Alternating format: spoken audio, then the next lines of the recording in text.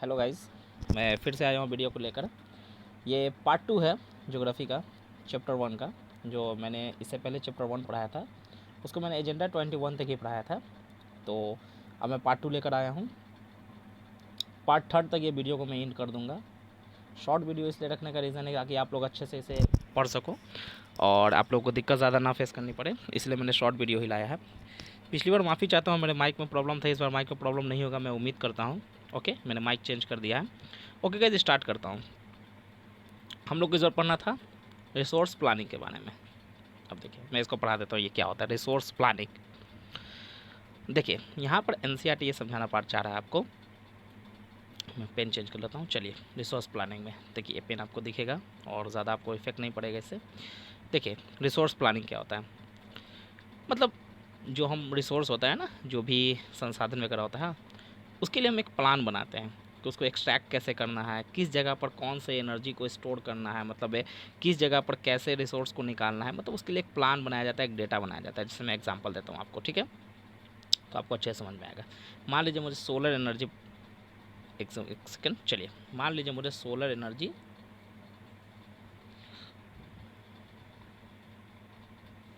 मान लीजिए मुझे सोलर एनर्जी क्या करना है। चलिए, सोलर पैनल लगा कर मुझे सोलर एनर्जी प्राप्त करना है, ठीक है।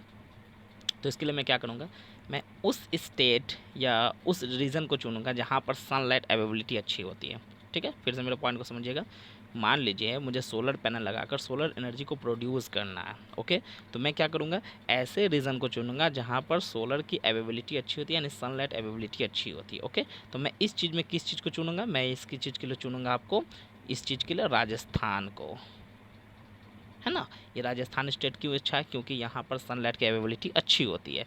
यहीं पर अगर मैं चुन लूँ जम्मू कश्मीर, उत्तराखंड, तो ये क्या होगा, अपने आप में बेवकूफ़ी हो जाएगा, क्योंकि उत्तराखंड में सनलाइट की अवेलेबिलिटी अच्छी होती नहीं है।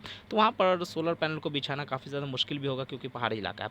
तो यही होता है रिसोर्स प्लानिंग, यानी कि रिसोर्स को प्लान के ज़रिए, मतलब एक अच्छा सा प्लान बनाकर रिसोर्स को क्या करना, या तो वहाँ से यूटिलाइज़ करना रिसोर्स को, या वहाँ पर से रिसोर्स को निकालना, या किसी प्रकार के एनर्जी को प्रोड्यूस करना। ये सब यहाँ पर को बताया गया आपको एनसीईआरटी के जरिए, ठीक ना।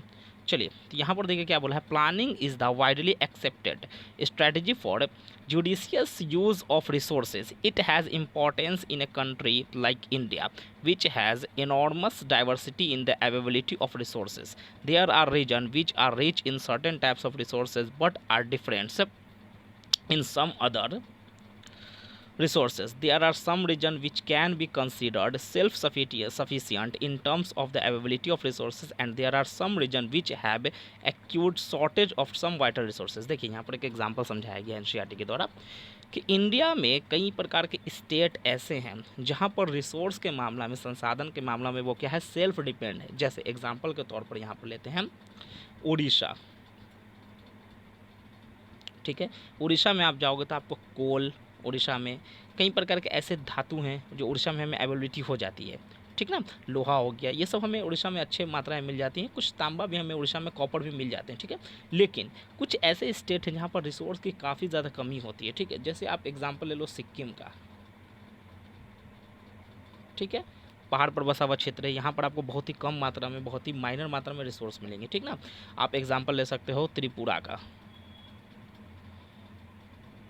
त्रिपुरा में जाओगे तो बहुत ही कम मात्रा में यहाँ पर रिसोर्स हमें देखने को मिलती है। कुछ स्टेट ऐसे होते हैं जहाँ पर रिसोर्स बहुत ही बड़े मात्रा में, बहुत ही लार्ज स्केल पर मिलते हैं, जो एनसीईआरटी आपको यहाँ समझाना चाह रहा है। देखिए, फॉर एग्जांपल में यहाँ पर क्या आ रहा है, झारखंड, छत्तीसगढ़, मध्य प्रदेश, ये सब क्या है, यहाँ पर कोल डिपॉजिट काफ़ी अच्छे मात्रा में है। अब यहाँ पर कोल डिपॉजिट है, तो जहाँ पर कोल नहीं है वहाँ पर हम क्या करेंगे, रिसोर्स को वहाँ तक पहुँचाएंगे, यानी कि एक जगह से दूसरी जगह पहुँचाना। तो ये भी क्या है, ये भी एक प्रकार का प्लान है। समझ रहे बात को, इसी को रिसोर्स प्लानिंग कहते हैं। बस फिर से समझिएगा, मान लीजिए हमारे पास कोल डिपॉजिट कहाँ पर है, मध्य प्रदेश, छत्तीसगढ़, उड़ीसा, झारखंड, है ना। तो अब यहाँ से हम कोल डिपॉजिट को क्या करेंगे, अदर जगह पर पहुँचाना, उनको अवेलेबिलिटी कराना, उनके पास जो शॉर्टेज है उसको दूर करना, ये भी एक प्रकार का क्या है, रिसोर्स प्लानिंग कहलाता है भारत के कॉन्टेक्स्ट में, ठीक है। चलिए आगे आइए।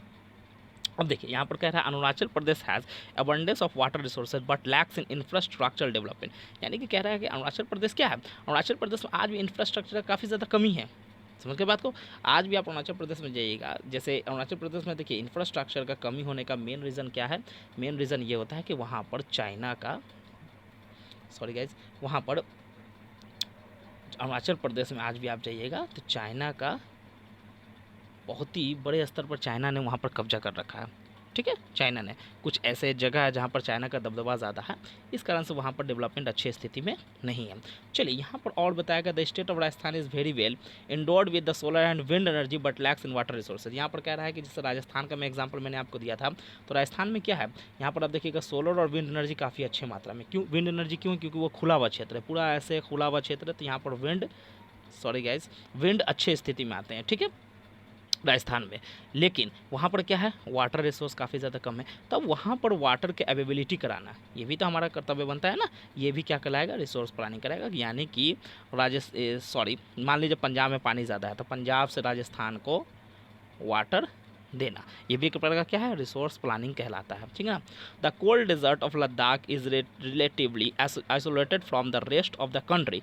It has very rich cultural heritage but it is deficient in water. अब देखिए यहाँ पर इसकी बात कर रही है, किसकी, लद्दाख की। लद्दाख में आप जाइएगा, है ना, सॉरी, लद्दाख में आप जाइएगा गाइस, तो लद्दाख में आपको आज भी, यहाँ पर लद्दाख में आप जाइएगा तो यहाँ पर क्या है, यहाँ पर वाटर की शॉर्टेज काफ़ी ज़्यादा है। यानी कि लद्दाख में आप जाओगे तो वहाँ पर वाटर की शॉर्टेज काफ़ी ज़्यादा, वहाँ पर आज भी लद्दाख में मतलब कई ऐसे जगह हैं जहाँ पर बारिश काफ़ी ज़्यादा कम होती है, न के बराबर बारिश होती है, ठीक ना। वहाँ पर कई ऐसे क्षेत्र हैं जहाँ पर एक प्रकार जैसे जिस तरह से आप डेजर्ट देखते हो ना, डेजर्ट है ना, डेजर्ट देखते हो, राजस्थान वगैरह का जो रेगिस्तान क्षेत्र होता है डेजर्ट, उसी तरह लद्दाख में भी जो कोल्ड डेजर्ट देखने को मिलता है। कोल्ड डेजर्ट आप समझते हो, जैसे कि वहाँ पर मरुस्थल है। कैसा मरुस्थल, वहाँ पर किसी प्रकार के जीव जंतु, पेड़ पौधे नहीं मिलते हैं, तो ये किसके लिए है, लद्दाख के कंटेस्ट में, ठीक ना। तो यही चीज़ आपको एनसीईआरटी समझाना चाह रहा है कि किसी स्टेट में रिसोर्स ज़्यादा है, किसी स्टेट में रिसोर्स कम है, कोई सेल्फ डिफेंस है, कोई सेल्फ डिपेंड नहीं है, तो इस जगह से दूसरी जगह पहुंचाना, ये एक प्रकार का क्या कहलाता है, इसी को कहते हैं क्या, हमें बैलेंस बनाकर चलना, रिसोर्स का बैलेंस बनाना। देखिए यहाँ पर एनसीईआरटी आपको समझा रहा है, देखिए, this calls for balanced resource planning at the national, state, regional and local level. यानी कि इसी को हम क्या करते हैं, ये एक प्लान है जिसके तहत हम क्या करते हैं, बैलेंस बनाते हैं। यानी कि गवर्नमेंट क्या करती है, बैलेंस बनाती है, एक जगह से रिसोर्स को दूसरे जगह तक पहुंचाना, अवेलेबिलिटी कराना, यानी कि वहाँ पर किसी चीज़ का प्रॉब्लम है तो उसको दूर करना, यह क्या कहलाता है, बैलेंस कराता है, ठीक ना, बैलेंस रिसोर्स प्लानिंग, ठीक है। चलिए नेक्स्ट आते हैं नीचे, रिसोर्स प्लानिंग इन इंडिया। अब देखिए, अब इंडिया में बताया जा रहा है कि किस किस प्रकार से हम कौन से प्रोसेस को इन्वॉल्व कर सकते हैं रिसोर्स प्लानिंग के लिए। तो मैंने आपको समझा दिया, बेसिकली उसी चीज़ को यहाँ पर समझाया गया कि पहले मैं आइडेंटिफाई करें कि रिसोर्स कौन सा है, नहीं है, क्या है, किस रीजन में कैसा रिसोर्स है, उसको आइडेंटिफाई कर लेंगे। फिर उसके बाद प्लानिंग स्ट्रक्चर बनाएंगे, किस प्रकार से टेक्नोलॉजी के माध्यम से, स्किल के माध्यम से, ह्यूमन कैपिटल के माध्यम से हम रिसोर्स को निकालेंगे। फिर उसके बाद मैचिंग करेंगे रिसोर्स को डेवलपमेंट प्लांट वगैरह में, उसको नेशनल मतलब अपने देश के लेवल पर उस रिसोर्स को एक्सट्रैक्ट करके उसको बनाना, किसी वस्तु में तब्दील करना, गुड्स में तब्दील करना, ये सब क्या है, रिसोर्स प्लानिंग इन इंडिया के कॉन्टेक्स्ट में है, ठीक है। आप इसको देख लीजिए, कोई बड़ा चीज़ नहीं, जो मैंने समझा दिया वही चीज़ यहाँ पर, ठीक है। यहाँ पर एक एग्जाम्पल दिया गया है कि जो पहला 5 ईयर प्लान आया था, है ना, जो पहला 5 ईयर, यानी कि देश जब आज़ाद हुआ था उसका हमने क्या किया था, 5-5 साल की योजनाओं को हमने बनाया था, इसको 5 ईयर प्लान कहा जाता था। ये हमने कहाँ से लिया था, रसिया से, यूएसएसआर,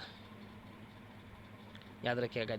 यूएसएसआर एक देश है, इसको कहते थे यूनाइटेड स्टेट ऑफ सोवियत रूस, इसी देश से हमने 5 ईयर प्लान को अपनाया था, ठीक ना, ठीक है। तो वहीं पर बता रहा है कि पहला 5 ईयर प्लान लॉन्च हुआ था, उसी समय हमने इस चीज़ को देखा था कि रिसोर्स को किस प्रकार से प्लान करना है, इस तरह से, बस यही चीज़ यहाँ पर समझाने की कोशिश कर रहा है। चलिए अब देखिए गाइस, ये वही चीज़ है जो मैंने आप लोगों को समझा दिया है, ठीक है। अब यहाँ पर ये देखिए क्या करें, कंजर्वेशन ऑफ रिसोर्सेज, रिसोर्स को कंजर्व करना, ठीक ना। देखिए यहाँ पर एक बता रहा है आपको, मतलब ये एनसीईआरटी ये समझाना चाह रहा है कि रिसोर्स को किस प्रकार से कंजर्व करेंगे, किस प्रकार से संरक्षण करेंगे। क्योंकि मैंने अभी जस्ट आप लोगों को ऊपर में बताया था कि सबसे बड़ा प्रॉब्लम क्या है, हम रिसोर्स का क्या करें, काफ़ी ज़्यादा रूप में इस्तेमाल कर रहे हैं, मतलब बहुत ही तेज़ी गति से। अभी जस्ट मैंने बताया था सस्टेनेबल डेवलपमेंट के बारे में, यानी कि सतत विकास के बारे में, है ना, सस्टेनेबल डेवलपमेंट, एक SDG आता है, सस्टेनेबल डेवलपमेंट गोल, जिसे 2015 से 30 तक इसे अपनाना है, 2015 से 30 तक में इसे अपना लेना है, बेसिकली कुछ नहीं है। यानी कि हम सस्टेनेबल डेवलपमेंट गोल इसलिए अपनाना चाहते हैं ताकि अभी वर्तमान की जो पीढ़ी है, जो वर्तमान में जनरेशन चल रही है, जो करंट में जनरेशन चल रही है, उसकी जितनी ज़रूरत है वो भी पूरी हो जाए और आने वाले जो पीढ़ी है उनकी भी ज़रूरतों को पूरी की जाए। इसीलिए हम क्या करते हैं, रिसोर्स को कंजर्व करते हैं ताकि किसी प्रकार का ऐसा ना हो कि मतलब आज जैसे एग्जाम्पल के तौर पर आज मान लीजिए पेट्रोल है, आज इसका यूज़ हम ज़्यादा स्तर पे करेंगे, बहुत ही लार्ज स्तर पे यूज़ करेंगे तो क्या होगा, एक ज़माना ऐसा आएगा कि ये पेट्रोल क्या हो जाएगा, ख़त्म हो जाएगा। तो आने वाले जनरेशन को काफ़ी ज़्यादा इसकी दिक्कतों का सामना करना पड़ेगा। ठीक है, एक तरफ हम इलेक्ट्रिक व्हीकल अपना रहे हैं, आप इसको बोलोगे ये सही है, इलेक्ट्रिक व्हीकल अपना रहे, बट ये सही रूप में उतना ज़्यादा सही नहीं है क्योंकि अभी इलेक्ट्रिक व्हीकल पर हमने रिसर्च ज़्यादा नहीं किया है। अभी इसके लिए बहुत ज़्यादा प्लांट को मतलब बनाया नहीं गया है। बैटरी प्लांट हमारे पास काफ़ी ज़्यादा कम है जहाँ पर बैटरी को बनाया जाता है। आज भी हम चाइना पर निर्भर हैं इस चीज़ के लिए क्योंकि हमारे पास लिथियम काफ़ी ज़्यादा कम है। हमारे पास लिथियम का पोटेंशियल है, जम्मू कश्मीर राजस्थान है, लेकिन लिथियम आज भी हमारे यहाँ काफ़ी कम मात्रा में। ठीक है गाइस, चलिए तो कंजर्व ऑफ रिसोर्सेज यही है और कुछ नहीं है, मैंने आप लोगों को समझा दिया, बहुत ही ईजी था। यहाँ पर एक दिया हुआ है डेटा, ये एनसीईआरटी ने दिया है कि देखिए किस प्रकार से लोगों मतलब पेपर वर्क में छपा था कि किस प्रकार से रिसोर्स का ये हो रहा है। इसी के चलते 1992 में ब्राज़ील में रियो डी जेनेरियो ब्राज़ील में अर्थ समिट हुआ था सस्टेनेबल डेवलपमेंट के लिए, मैंने आप लोगों को समझा दिया। ठीक है, और ये लैंड रिसोर्स के बारे में देखिए यहाँ पर एक एनसीईआरटी आपको डेटा दे रहा है, this is very important for your examination. अगर आपसे कोई पूछता है प्लेन भूमि कितना है तो 43% क्या है, जिससे ले लीजिएगा एक इंडिया के कॉन्टेस्ट में प्लेन भूमि है। माउंटेन्स का इतना एरिया आ जाएगा 30%, ठीक ना, और प्लेटियो का कितना आ जाएगा 25-7%। सीधे सीधे एग्जाम में यहाँ से क्वेश्चन आता है, देखिए यहाँ पर देना है ना, India land under important relief features. ठीक है, यानी कि कहाँ कहाँ पर किस चीज़ का है, इसका एक अच्छा डेटा यहाँ पर एनसीईआरटी ने दिया है, मैं आपको दिखा देता हूँ।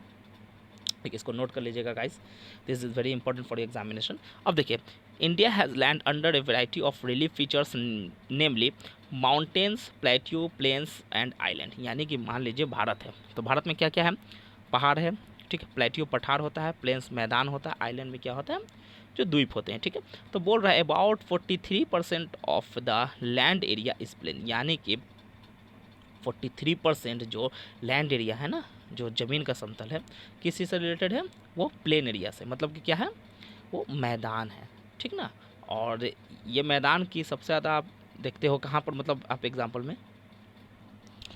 ओके गाइस, तो मैं यहाँ पर बात कर रहा था आप लोगों को, जो 43% मैंने बताया अभी यहाँ पर, ये जो लैंड एरिया है किस में आता है, प्लेन में। यानी कि भारत का जितना भी क्षेत्र है, मान लीजिए 100% यहाँ पर मैं ले लूँ तो इसमें से 43% जो है वो किस में आता है, लैंड एरिया आता है, मतलब कि वो प्लेन भूमि है। ठीक ना, समतल मैदान है। और ये समतल मैदान किस चीज़ के लिए यूज़ होता है, यहाँ पर बता रहा है किसके लिए, एग्रीकल्चर के लिए और इंडस्ट्रीज़ के लिए। मान लीजिए आपको इंडस्ट्री लगाना है, उद्योग लगाना है, तो आप कहाँ पर लगाओगे, इंडस्ट्री, जाहिर सी बात है आप वहाँ पर लगाओगे जो प्लेन एरिया है। ठीक है गाइस, और एग्रीकल्चर एक्टिविटी कहाँ पर करोगे, जहाँ पर प्लेन एरिया, मतलब जो समतल मैदान होता है वहाँ पर हम एग्रीकल्चर एक्टिविटी करते हैं। ठीक है, अब देखिए गाइस, अब यहाँ पर बोल रहा है mountains account for 30% of the total surface area of the country and ensure perennial flow of some rivers. यानी कि कह रहा है 30% जो क्षेत्र है ना, जितना 100 में मैंने बता दिया 43, यहाँ पर 30% जो बचा वो किस में आता है, माउंटेन में। और यहाँ पर से क्या होती है, नदी का बहाव होता है। बहुत से माउंटेन है जहाँ पर से क्या बहती है, नदियाँ बहती है। मैं आगे चल के आपको 3D फ्लो चार्ट में, 3D मैप में दिखाऊंगा किस प्रकार से माउंटेन से नदियाँ वगैरह बहती है, ये मैं बताऊंगा आगे चल के। अभी हमको लैंड, नीचे बहुत सारे सॉइल के बारे में पढ़ना, वहाँ पर मैं आपको इस चीज़ को बता दूंगा। ठीक है, तो इतना डेटा याद रखेगा, 43% प्लेन एरिया, 30% लैंड के लिए आता है। ठीक ना, जहाँ पर से क्या होती है, बहुत सारे रिवर्स का बहाव होता है। ठीक ना, यहाँ टूरिज़्म भी काफ़ी अच्छा होता है। यहाँ पर एनसीईआरटी बता रहा है कि जो टूरिज़्म होती है ना, जो बाहर से लोग पर्यटक घूमने आते हैं, चाहे देश के ही अंदर से पर्यटक कई प्रकार के घूमने जाते हैं, जम्मू कश्मीर, लद्दाख में काराकोरम की तरफ जाते हैं, चाहे बिहार के कंचनजंगा में भारत के कंचनजंगा में जाते हैं, जो सिक्किम में कंचनजंगा मिलता है, वहाँ पर जाते हैं। तो ठीक है, अब देखिए यहाँ पर बता रहा है, देखिए देखिए गाइस, यहाँ पर बता about 27% of the area of the country is the plateau region. यानी कि अब जो पठार का क्षेत्र आता है वो कितना है, 27%। ये डेटा याद रखिएगा guys, this is very very important for your examination. Okay, अब इस जो भी पठार होता है ना गाइस, इस पठार से याद रखिएगा सबसे ज़्यादा हमें मिनरल्स, फॉसिल फ्यूल्स, फॉरेस्ट, ये सब हमें रिजर्व कहाँ पर मिलते हैं, पठार में। तो आपसे अगर क्वेश्चन आ जाए सबसे ज़्यादा रिच मिनरल्स में, फॉसिल फ्यूल्स में, फॉरेस्ट में कौन होता है, कौन सा एरिया है, plain area, mountain area and plateau, तो आप क्या आंसर टिक करोगे, प्लेट्यू। याद रखिएगा गाइस, ठीक है। चलिए, इसलिए मैं एक फैक्ट बता दूं, यहाँ पर सबसे ज़्यादा आपको मिनरल्स कहीं पर मिलेगा तो छोटा नागपुर प्लेट्यू। जो छोटा नागपुर का पठार होता है ना, जो बिहार में, झारखंड में, उड़ीसा के कुछ क्षेत्र में, इन सब जगहों पर जो छोटा नागपुर का प्लेट्यू है वहाँ पर सबसे ज़्यादा मिनरल्स हमको डिपॉजिट मिलता है, ठीक ना। चलिए आगे बढ़ते हैं गाइस। Land utilisation. अब देखिए लैंड को किस किस रूप में यूटिलाइज करते हैं, तो यहाँ पर बताया गया बहुत ही नॉर्मल है, बेसिक सा चीज़ है, ये आप लोग के लिए उतना ज़्यादा भी मतलब इंपॉर्टेंट नहीं बनता है, इतना तो आप लोग जानते हैं। जैसे फॉरेस्ट हो गया, जो हम लोग फॉरेस्ट वगैरह होता है, लैंड पर फॉरेस्ट होता है, ठीक है। देखिए कल्टीवेशन में भी बता रहा है, ऐसे कुछ लैंड ऐसे होते हैं जहाँ पर कल्टीवेट नहीं होती है, कुछ लैंड ऐसी होती है जहाँ पर कल्टीवेट होती है। जैसे कुछ बैरन लैंड होता है, जैसे बंजर भूमि हो गया, वेस्ट लैंड हो गया, जो किसी काम का नहीं है, नो एग्रीकल्चर एक्टिविटी, कहीं पर एग्रीकल्चर एक्टिविटी नहीं होती, वहाँ पर बिल्डिंग्स बन जाते हैं, रोड बन जाते हैं, फैक्ट्रीज बन जाते हैं। या परमानेंट पास्चर्स, ग्रेजिंग, जो चारा वगैरह खिलाने के लिए जानवरों को होता है, और मतलब बहुत सारे पेड़ों में विविध रूप में यहाँ पर बता रहा है, कुछ एग्रीकल्चर एक्टिविटी के लिए होती है। मतलब इस प्रकार का डाटा है, आप इसको देख सकते हैं, बहुत ज़्यादा इंपॉर्टेंट नहीं है आपके कंसेप्ट, बस इसको बताया जा रहा है कि लैंड को किन किन पर्पज़ के लिए इस्तेमाल की जाती है, बस और कुछ नहीं है। अब इंडिया लेवल पर आप इसको देख सकते हैं, देखिए नीचे है, ये एक बहुत अच्छा एनसीईआरटी आपको डेटा दिया है, जनरल लैंड यूज़ कैटेगरीज 1961 में और 2014-15 में। तो गाइज मैं यहाँ पर बोलूँगा कि जो भी कम्पिटिटिव के एग्ज़ाम का तैयारी कर रहे हैं वो इस डेटा को प्रेफर ना करें, ओके। क्योंकि आपको हमेशा अपडेट डेटा से क्वेश्चन आती है, तो जब भी जो नया बुक आता है ना, इंडिया लेवल पर एक बुक आता है, उसको आप फॉलो करें, नहीं तो इकोनॉमिक सर्वे सब चीज़ को फॉलो करें या बजट को फॉलो करें, ठीक है। इस चीज़ को फॉलो ना करें, क्योंकि हर साल ये डेटा चेंज होते रहता है, इसीलिए मैं गाइस सजेशन करूँगा कि आप इसको फॉलो ना करें।